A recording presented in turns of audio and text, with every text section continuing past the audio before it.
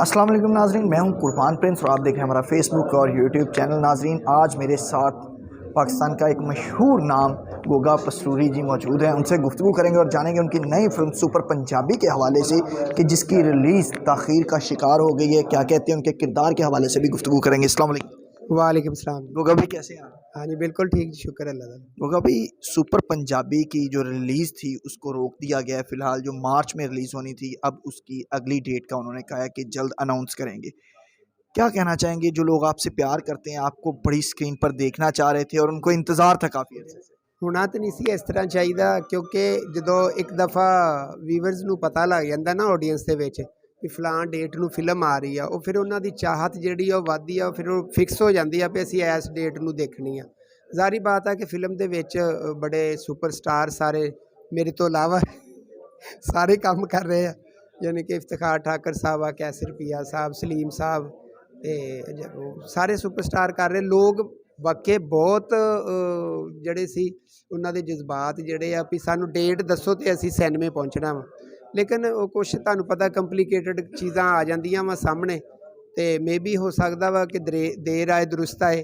ਜਿਹੜੀ भी कोई चीज़ आड़े आ रही है अल्लाह करे वो रिलीज़ हो। गोगा भाई क्या कहना चाहेंगे, क्या किरदार निभा रहे थे आप? किस तरह का बड़ी स्क्रीन का एक प्रेशर था आप पर या नहीं था? क्योंकि छोटी स्क्रीन पर तो आपने अपनी धाक बिठाई हुई है। नहीं नहीं, ਪ੍ਰੈਸ਼ਰ ਮੈਂ ਕਿਹੜਾ ਫਿਲਮ ਵਾਲਿਆਂ ਦੇ ਪੈਸੇ ਦੇਣੇ ਸੀ।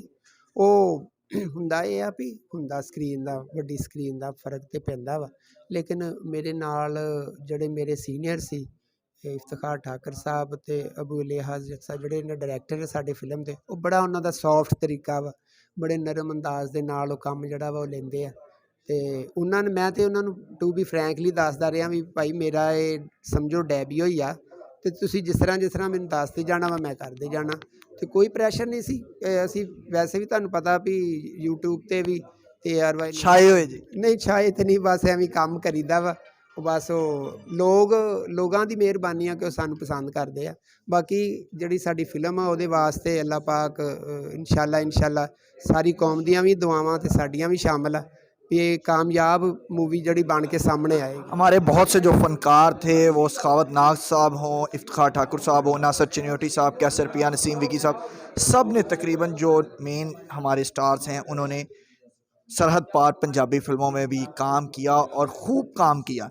तो गोगा जी को हम कब देख रहे हैं भारतीय पंजाबी फिल्म? फिलहाल तो हुण भी देख ही रहे हैं तुसीं, लेकिन ये आ भी बहुत जल्दी इंशाअल्लाह ऑफर जड़ियाँ आईयां ने ਤੇ ਉੱਤੇ ਇੰਪਲੀਮੈਂਟ ਹੋਣੀ ਆ, ਤੇ ਮੈਂ ਉਦੋਂ ਤੱਕ ਕੋਈ ਗੱਲ ਨਹੀਂ ਕਰਦਾ ਹੁੰਦਾ ਵੀ ਮੈਂ ਪੋਸਟਰ ਜਿਹਾ ਲਾ ਦਾਂ ਜਾ ਰਹੇ ਆ, ਉਹ ਪੋਸਟਰ ਤੇ ਐਵੇਂ ਐਡੀਟਰ ਬਣਾ ਦਿੰਦਾ।